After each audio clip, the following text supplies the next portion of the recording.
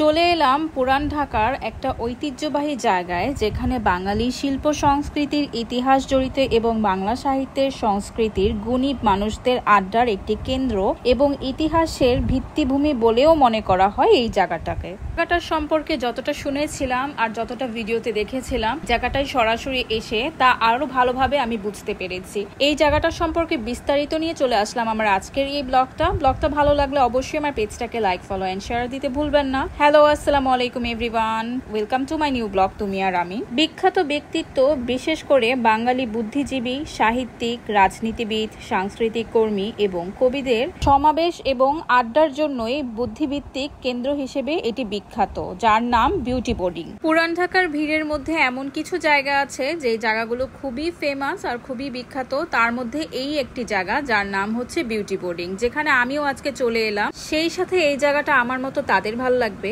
যারা একটু পুরোনো দিনের বাড়ি ঘর পছন্দ করেন।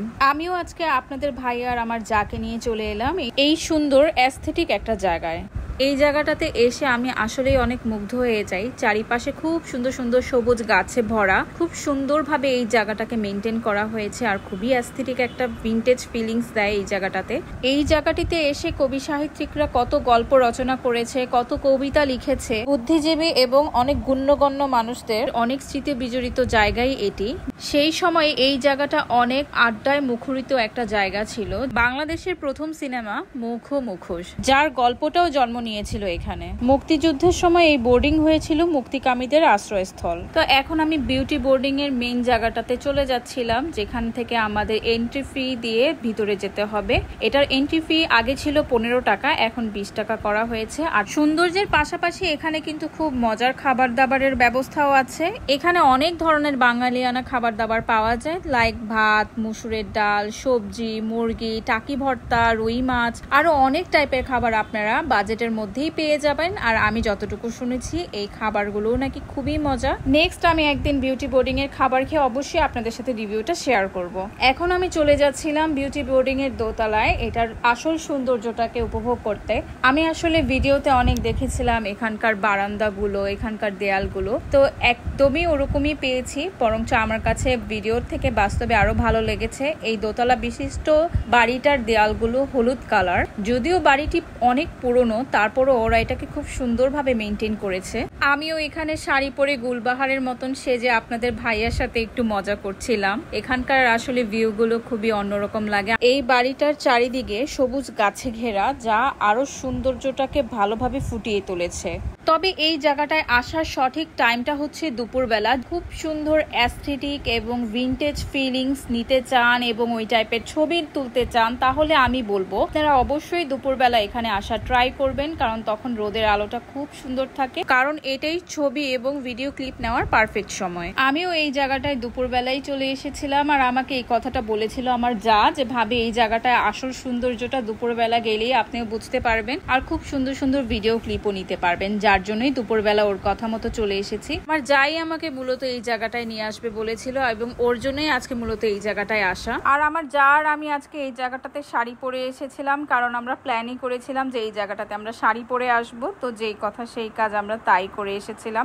আপনাদের ভাইয়া এই জায়গাটায় এর আগে বহুবার এসেছে, বাট এই জায়গাটা যে এত সুন্দর আর এত ফেমাস সেটা সে এখনো বুঝতে পারেনি যদি না আমার সাথে আসতো, কারণ আপনাদের ভাইয়া পুরান ঢাকার, সো এই সব জায়গা ভালো করেই আপনাদের ভাইয়া জানে। পুরান ঢাকার এই পুরোনো দিনের বাড়িঘর আমার খুবই পছন্দ দেখে আপনাদের ভাইয়া আমাকে বলল যে ও আমাকে আরো কিছু জায়গায় নিয়ে যাবে, যেহেতু আমি এইসব জায়গায় যেতে খুবই পছন্দ করি। আমিও চেষ্টা করব আপনাদের সাথে চলে আসতে এই ধরনের সুন্দর ভিনটেজ অ্যাস্থেটিক ফিলিংস এর জায়গাগুলোকে নিয়ে। ও আরেকটা কথা, আমাকে আজকে শাড়ি পরা আপনাদের কাছে কেমন লেগেছে অবশ্যই কিন্তু আমাকে কমেন্টে জানাতে ভুলবেন না, কারণ আপনাদের কমেন্টেই কিন্তু আমার ভিডিও মেকিং এ অনেক অনুপ্রেরণা দিবে। নতুন নতুন ভিডিও বানাতেও আমার উৎসাহ জাগবে আপনাদের কমেন্টস এর উপরে। আর তাছাড়া আপনারা আমাকে অনেক ভালোবাসা দিচ্ছেন, যার জন্য আমি আপনাদের কাছে অনেক কৃতজ্ঞ। আর একটু পরপরই আপনাদের ভাইয়াকে বলছিলাম যে তুমি কেন আগে আমাকে এই ধরনের জায়গায় নিয়ে আসোনি। বিশ্বাস করুন ও আসলেই বুঝতে পারেনি যে আমি এই টাইপের জায়গায় পছন্দ করি। আর আমি আজকে যেই শাড়িটা পরে আছি এই শাড়িটা হচ্ছে আমার মায়ের। আমি আগে চেষ্টা করেছিলাম একটা ইয়েলো কালারের শাড়ি পরার, কিন্তু পরে আমি আমার আম্মুর এই সুন্দর শাড়িটা দেখতে পেয়ে যাই, যার জন্য আজকে আমি এখানে এটাই পরে আসি।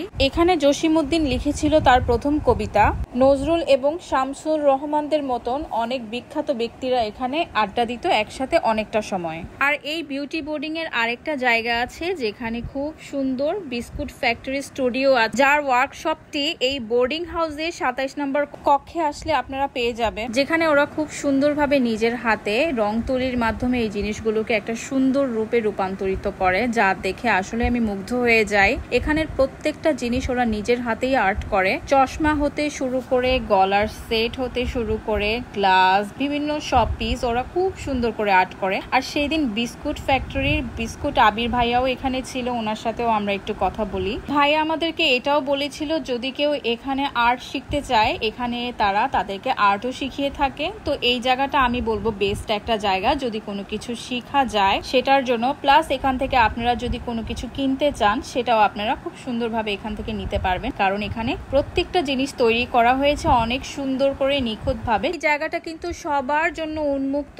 আপনারা সবাই এসে এই জায়গাটা এসে ভিজিট করে জিনিসপত্র নিতে পারবেন। আমার ব্লগটা আজকে এই পর্যন্তই, আর নেক্সট ব্লগে আমি আপনাদের সাথে আরো একটি ঐতিহ্যবাহী জায়গা সম্পর্কে তুলে ধরবো। ততক্ষণে ভালো থাকবেন, আল্লাহ হাফেজ।